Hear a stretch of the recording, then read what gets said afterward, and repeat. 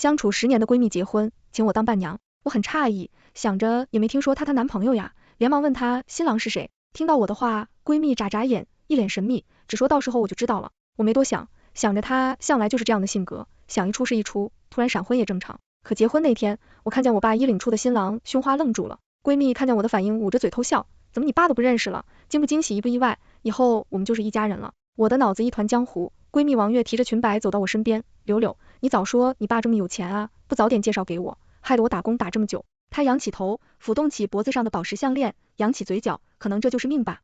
我天生命好，只是来得迟了点。我爸略带歉意的朝我笑笑，柳柳，爸没告诉你也是怕你生气，就没告诉你我和你妈已经离婚的事，现在事情已成定局，婚礼也开始了，你先去前厅等着吃酒就行，伴娘也不用你当了。他牵的王月踏出休息室，脚步突然停住，对了，酒店的钱还没给，你记得付一下钱。我脚步顿住，缓缓竖起一根手指指向自己，我吗？一天之间突然得知爸妈离婚了不说，闺蜜还成了爸爸的新老婆，结果结婚的钱还我来出，真把我当大冤种呢。我连连点头，气得直发笑，哪有爸爸结婚还要女儿出钱的？王月不是看上你的钱吗？你不展示一下自己的经济实力？今天这大喜的日子，我妈怎么没来？她不是最喜欢热闹吗？我爸笑容僵住，沉声呵斥我，不懂礼貌。王月连忙用手扶着他的心口，老公你别生气，刘刘就是从小缺爱，导致叛逆了点，虽然他经常在学校里欺负人，但人还是好的。听见这话，我爸表情才舒缓些。刘刘，爸爸不是怪你，你也知道，现在爸爸公司正在谈一个大项目，资金周转不开，你先垫附着，等我以后再给你。我嗤笑一声，没回答。王月见气氛缓和点，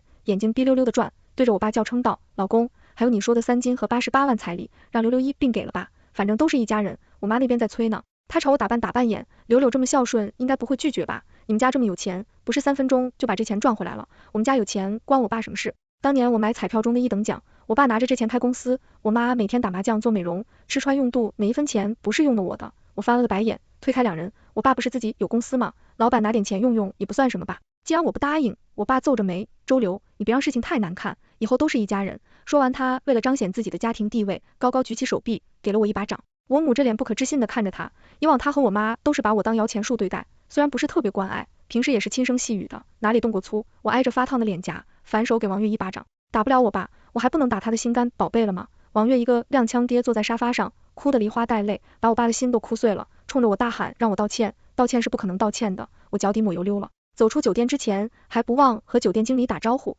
看见玫瑰丁带队结婚的没有？是我爸和他的新老婆。加堂经理露出职业微笑，需要帮您记在账上吗？你摇摇头，把酒菜给我上最高规格的，等会婚礼结束你就拿着账单去找我吧，势必让他当场结钱，问起来就是我吩咐的，他要是不结，你就说我最近投资亏了不少钱，准备撤点股份。大堂经理微笑点头，我满意离开。我瞧了不是，这家酒店我也有股份，不只是这家酒店，我爸公司我也有股份，一个皮包公司赚的还没有赔的多，还不如就倒闭算了。天天我爸有个经商梦，觉得自己是商业天才，以后的商业巨星。刚回到家，我爸就打来电话，周流，你真是好样的，学会拿钱来威胁我了是吧？好，等着你妈回来收拾你，这次被打我可不会帮你说话。我听得直乐呵，几岁的事也拿出来说，现在我妈可不敢打我。我突然思绪活络，我爸妈虽然感情说不上太好，但也不至于到离婚的程度，怎么可能毫无征兆的突然离婚？既然离了婚，我妈也没必要为这事收拾我。我百思不得其解，拿起手机点进我妈的朋友圈，这几天她和她的姐妹们出去旅游，指尖停留在我妈1周前发的朋友圈，还在庆祝和我爸结婚25周年，无巧不成书。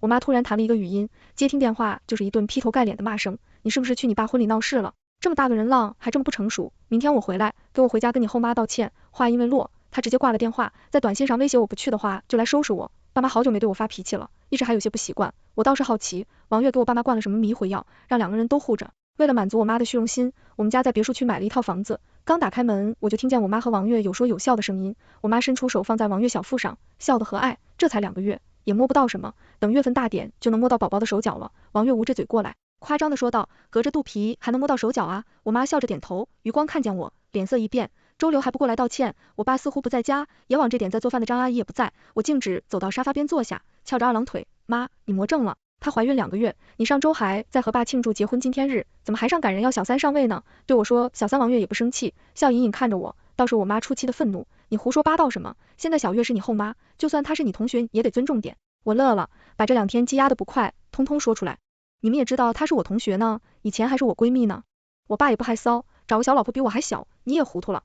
我妈拿起桌上花瓶砸向我，王月见状捂着肚子哎呦的叫，我妈瞬间慌了神，急忙问他有没有事，那架势像是王月肚子里怀的是他的孩子。见没事，我妈松了口气，拉着我走到玄关单独谈话。有留，你别气着你爸的孩子，听我给你解释。他回头看一眼王月，确定他没听见我们说的话后，转头低声说，我和你爸一直想要我儿子，你也知道我年纪大了不好怀孕，我和你爸是假离婚，以后会复婚的。我往后退一步，不敢相信自己听到了什么。我妈抓住我的手，继续说道，我和你爸也是怕，以后钱花完了，没人给我们养老。他抬头看见我的表情，着急补充，也不是说你不孝顺，但是还对我儿子不是，到时候你爸找个借口和他离婚，年轻女孩肯定不愿意养孩子，以后你也有个帮衬的。你听妈的话，给小月道个歉，孕妇生气对孩子不好。我拨开我妈的手，妈，你们这跟骗婚有什么区别？反正王月和我爸在一起都是为了钱，你们不如直接拿钱给他，让他明白。我妈恨铁不成钢的给我一巴掌，王月闻声转头看我们，我妈大吼，让你道歉你就道歉，不道歉就滚出去，我们家没有你这个女儿。王月笑嘻嘻劝我妈，大姐你也别太生气，气出病来以后我坐月子谁照顾我？没你做菜我不吃啊。柳柳也是，脾气怎么这么倔，也不知道是随了谁了，脾气这么大，她以后可嫁不出去哦。她滑动着手机，偏偷看我，不如我把我大伯介绍给你吧，虽然年纪比你爸大了点，但年纪大会疼人吗？你说是不是啊大姐？我爸妈和王月真是一群颠公颠婆，用了我的钱还要把我赶出家门。我咬咬牙，很笑，我可不好这一口，自己留着吧。话音刚落，我拿出手机朝他们笑，物业是吗？我家里好像进贼了，麻烦你们来看看。挂断电话，我打开所有柜子，把东西翻出来扔在地上，我妈一边尖叫一边阻拦我，王月也傻了眼。一番拆家后，我家终于有了个被偷盗的样子，我拍了拍手，打算离开，回头看见在乱堆里翻找之前东西的，我妈说，王月笑出声，既然过够了有钱的日子，那就享受一下以前吃了上顿没下顿的日子吧。物业来得很快，刚好和出门的我撞上，我指了指屋内，那个年轻女人我不认识，你们处理一下，到底是别墅区的物业，保安就是靠谱。王月尖叫着说自己是女主人，不让保安把她嫁出去。我妈跟在后面追，你们干什么？这是我老公的老婆。我扑哧一下笑出声，又指着我妈，哦，现在我爸妈跟我断绝关系了，他也赶出去吧。我朝两人微笑，想把我赶出家门，也不看看这房子写的谁的名字。我开车经过被赶出小区的两人，故意慢悠悠行驶，我妈脱下高跟鞋砸向我的车，我加速躲开，后视镜里两个人相看两眼。王月拿起包包砸我妈。回家之前我去了一趟银行，把我爸妈的卡停了，过2天是王月的回门宴，我等着他们请我去吃酒呢。我爸妈没钱又爱充面子，肯定不会再便宜。不出我所料的，他们在结婚的酒店办了婚门宴，还要求酒店经理给我打电话让我参加，至于为什么不亲自打，卡一停我爸妈就接连打电话来骂我，他们的电话被我拉黑了。我打扮精致出席，被分到王月爸妈那一桌，王月妈妈一看见我就乐呵，这就是刘吧，听说还是我们月月的好朋友，现在你们是一家人了，可要照顾照顾我们月月，听我们月月说彩礼是你来给，真是个孝顺的好孩子，这是我的银行卡号，就打在这里就行。他猛然一拍脑袋，你们有钱人都是写支票对吧？你包里一袋没带？他说着，这就是我的银行卡号，这就是我的银行卡号，这就是我的银行卡号，这就是我的银行卡号，这就是我的银行卡号，这就是我的银行卡号，这就是我的银行卡号。抓过我的包翻着，我也不闹，好像还没开场呢。回门宴大部分都是王月那边的亲戚，我妈也没理由出现，但我还是在角落发现了她。我爸和王月挨着敬酒，轮到我们这一桌，王月看见我抿唇一笑，柳柳还是来了，你爸说你肯定会来，我还不信呢，既然来了，你应该准备好3金和彩，你把之前说回门宴要当众给我呢。我点点头，朝着我妈的方向，妈，钱准备好没？我妈被我叫住，想走也走不了，我拉着她过来，主动和王月家人介绍，这是我妈，我和我爸的钱都是她管着呢。这话说的也没错，我爸的钱是被他管着，我的银行副卡也在他手里，只不过现在被冻结了而已。我妈讪讪的笑没说话，王月妈妈不高兴了，都离婚了还跑来回门宴，一只女儿也不懂事，你爸妈都离婚了，你妈怎么可能出钱？说到底就是嫌我们家要的彩礼多呗，月月咱们这婚不结了，妈带你去把孩子打了。王月妈妈掐准了我爸在意王月肚子里的孩子，男孩子要挟，我亲了亲嗓子，嗤笑，我爸都跟我断绝关系了，还请我来，不就是想让我付钱吗？可以呀，我爸妈松了口气，王月妈妈喜笑颜开，那就这么说好了我们。他话音未落，下一秒我一样。一巴掌扇在王月脸上，双手摆在餐桌上，手上用力一些，整桌饭菜倒在我爸妈和王月爸妈身上。我拿出纸巾擦了擦手上沾染的汤水，轻飘飘丢下一句话，等什么时候王月把欠我的钱还了再说吧。王月脸色突变，讪讪的笑，我什么时候欠你钱啊？你别乱说。我从兜里拿出账单，扔在他脸上。那你好大的胆子啊，感谢我的名字赊账。账单上是这个月王月在我投资的店里拿的东西，零零总总也有个7、8万。我这人没什么经商头脑，中了奖之后就拿着钱去投资，给我看顺眼的店买点股份。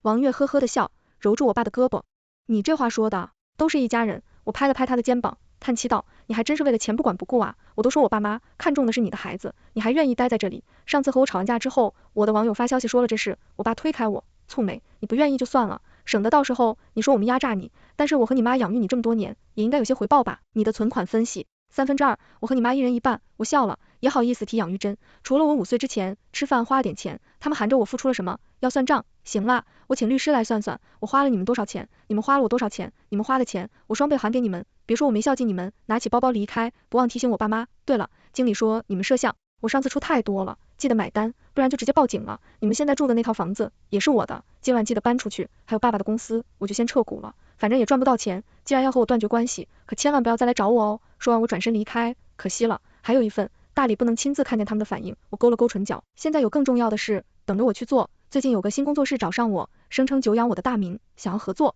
工作室老板是个很有能力的女强人，我实地考察一番，决定入股。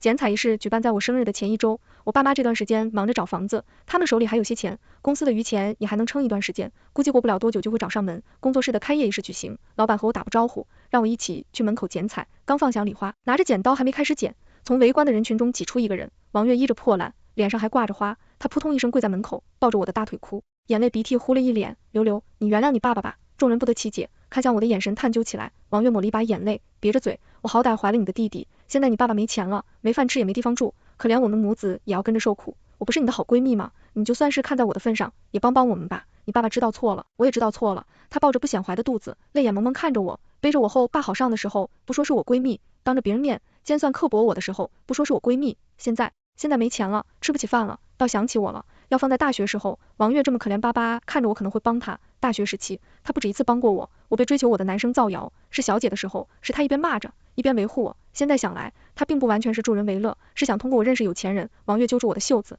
眼底闪过一丝怨恨，被我看见后又假装抹眼泪遮住眼睛。我深吸一口气，抚开他的袖子，你这话说的，我爸不是为了你和我断绝关系了吗？现在还怪起我来了。我学着他的样子撇嘴，反手抓住他，收回的手接过工作室老板递过来的大喇叭，不好意思让大家见笑了呀，这位是我的闺蜜，也是我爸爸兴趣的老婆，我和我爸为了她闹了点矛盾，现在估计是想变相求和呢。我妈也真是的，她不是要照顾好你吗？你这样生孩子落下病根怎么办？那我爸妈不得恨死我，我也不给他们面子，直接把他们的想法大声说出来。王月和我爸妈想着我这么个爱面子的人，肯定不好意思被当众戳穿家庭丑事，想让我被迫私下和他们解决，可我偏偏不这样，做错事的是他们又不是我，我为什么要觉得丢脸？要钱没有，要丢脸我就帮他们一把。为了让人群外面的也听见，我按下大喇叭的录音键，把话录下来循环播放。王月两眼一黑，差点晕了过去。我爸妈也是沉得住气，这都不出来。王月一咬牙，请过喇叭扣下电池，又坐在地上。周流你好样的，这么狠的心。他呵呵一笑，怨恨地瞪着我，今天我就坐在这里不走了，你不拿钱没用，我是孕妇，你们谁敢动我？你赡养你爸是应该的，断绝关系是你们口头说的而已，没有法律证明。人群里面一个大妈突然窜出来，就是啊，好歹也是自己亲爸爸，总不能看人饿死吧，人家肚子里还有孩子呢，血浓于水，有钱没钱给陌生人做生意，没钱给自己爸爸和弟弟用，你这人真是冷血。听见这话，工作室老板冷笑一声，抢先我一步说出口，血浓于水，你怎么知道？不是生而不养，当着路人的面给女儿难堪，让一个孕妇出头，这男的也不是什么好东西吧？工作室老板还想说，被我拦住，我顺着他的话开口，阿姨，我爸给你多少钱啊？我出双倍，你帮我把他做的那些事循街宣讲，怎么样？大妈嘴唇嗫嚅，嘴角抽搐。王月抱着我的大腿不撒手，觉得我不会对一个孕妇做些什么，我蹲下身子，拍了拍她的脸颊，然后招了招手，两个身形高大的保安牵住她的胳膊。王月挣扎着 SOHO， 骂我没良心，我微微一笑，对了，赡养这件事你确实没说错，不过嘛，我爸现在才48岁，还没到那个年纪。我歪头看他，不如你等我爸没有行动能力了再来找我。从某种程度来说，王月和我爸妈是一类人，自私自利，为了想要的东西哪怕迫害别人都行。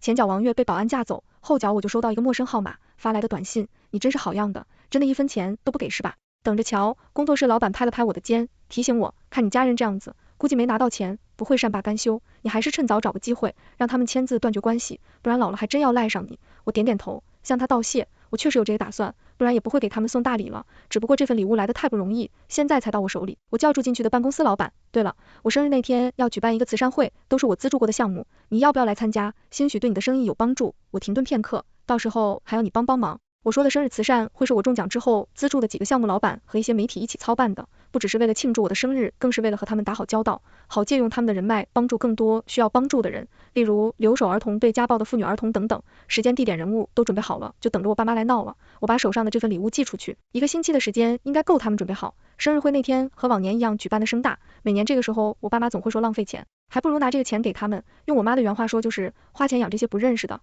还不如拿给你妈我打牌，丢进去还能有个声响。这次我特意选在我爸和王月结婚的大厅，我盛装出席，拿着手拿包感谢来参加我生日会的人。办公室老板过来和我敬酒，你爸妈真会这么狠，当着这么多人的面打你脸啊？他啧啧两声，你给我那个东西我都不敢放出来，生怕警察给我抓走喽。我哈哈一笑，拍了拍他的背，等着看戏就好了，这么精彩的戏份，给钱还看不到呢。话音刚落，大厅门口走进3个人，光是看3人的姿势，猜测关系的话，恐怕会以为是一家3口。我爸左手挽着我妈，右手挽着王月，3人神情各异，看上去诡异极了。我爸僵的脸和我打招呼，我应声走到饭桌前，我妈救了一把我爸的腰，两人不知什么原因起了争执。王月一巴掌伸在我妈脸上，我妈敢怒不敢言，明明3人坐在一起，却离得很远，我很满意他们的表现。我爸他们抱着搞垮我的决心来参加我的生日会，我全然当不知道，毕竟放长线才能钓大鱼。按照往常一样，我上台感谢来宾，顺便致辞，台下人群轰动，我爸顶着众人的目光大喝一声：周柳，好人的面具戴久会摘不下来吧？拿着别人救命的钱去花田酒地，你良心过意的去吗？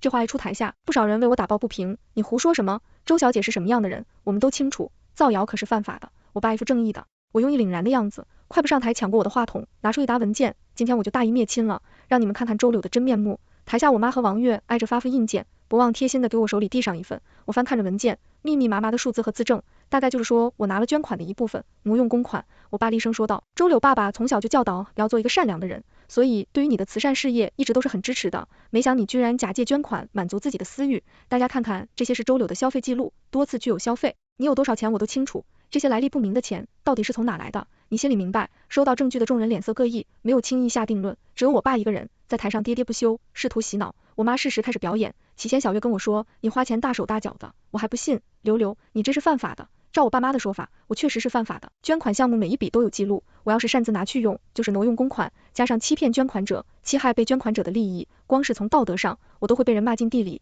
我冷漠的看着王月开口，就是啊柳，上学的时候，你就因为花钱太阔绰，买了不少大牌东西，被造谣被人包养，我还帮你说话，没想到你居然利用别人的同情心满足自己的欲望。我妈跟着搭腔，还有这事呢？我是说，柳以前和一个矮胖的男人走得很近，原来是这样，我忍不住笑出来。这就是墙倒众人推，连我被包养的事都能胡诌出来。我的那些钱哪里来的？我爸妈再清楚不过，买那些大牌也是为了实现小时候的愿望。我在自己能力范围内满足自己有什么错？我爸看见我笑，表情更严厉，装作一副严父的样子教育我，你还有脸笑？你自觉一点，自己把钱还上，然后去自首。这话说得好听，做几年捞出来，我家里能剩一面墙就不错。我装作一副为难的样子，眨白了眼睛看着我爸，爸爸，你说的容易，你的吃穿用度那样，不是用了我的钱，怎么好意思当众检举我的呀？是你的公司又出差子了。我爸眉头一皱，表情僵硬，你胡说什么？周柳，知错能改就是好孩子，我相信在座各位也不是什么恶人，都会原谅你的。我呵呵一笑，拿过我爸手上的证据，爸爸，你这证据不对呀，这数据怎么这么眼熟？不是你公司的吗？这份证据是我寄给我爸的，以我竞争对手的名义。我爸虽然蠢，但还是拿给律师确认，计算好我的大概资产，就算补上公款之后也还剩不少，作为我的父母，到时候就可以直接动用，等我再出来，他们估计已经把钱卷走一分不剩了。确实是挪用公款的证据，只不过不是慈善公司的，是我爸开的皮包公司，也许我爸那种脑子，有那么一瞬间会觉得数据很眼熟，因为这是他挪用的数字。我爸咽了咽口水，怎么可能？你为了批评关系，还陷害你爸？台下有专业的工作人员，一眼看出问题所在，你说这是我们慈善公司的，我们的流水可没这么小，一看就是个皮包公司。一瞬间我爸慌了神，强行镇定后坚持是我无奈摇头，爸爸，我给过你们机会了，是你们不珍惜啊。大屏幕突然亮起，播放出一段又一段视频，有我妈给王月下药的，有我爸溜进我办公室偷数据的，还有我爸对王月农情蜜一时说下的承诺。王月看见视频瞪大了眼睛，一把掌扇在我妈脸上，你给我吃了什么？我妈捏揉着嘴唇要狡辩，我打断她，当然是让你有营养的药喽，只不过吗？剩下的话不用我多说，她自然清楚。我妈顾不得王月，目视着我爸，你真要和我离婚？不是说是假离婚等孩子出来就和这个臭婆娘分手吗？我爸阴沉着脸，一时之间说不出话，看着3人互相质问，甚至忍不住动起手来。我恨不得拍手叫快，我假装劝架，实则报了警，警察把几人铐走，我跟着去做了笔录。王月恍然大悟，嚎叫着说我侵犯他们隐私，居然在卧室里装监控。我无辜的看着他，我在我自己家装监控，有问题吗？被我反驳，王月一下子哑了火，又闹着自己是孕妇，警察没再理他，专心做笔录。最后他们都受到了应有的处罚，趁着这个机会，我也正式提出断绝关系，走出警察局。一群小姑娘等在门口，看见我出来都松了口气。柳姐，你没事真是太好了，我们还担心你呢。这几个女孩都是我资助过的学生，考上了不错的大学，专门来给我庆祝生日。为首的女孩挽着我的手臂，走吧，肖小姐她们还在等你呢，今天一定要给你好好庆祝一下生日，扫去那些不干净的东西。我朝她们笑笑，点头答应。我的好运气从来没有离开过我，只是换了一种方式陪在我身边，比如我身边这些可爱的学生。全文完。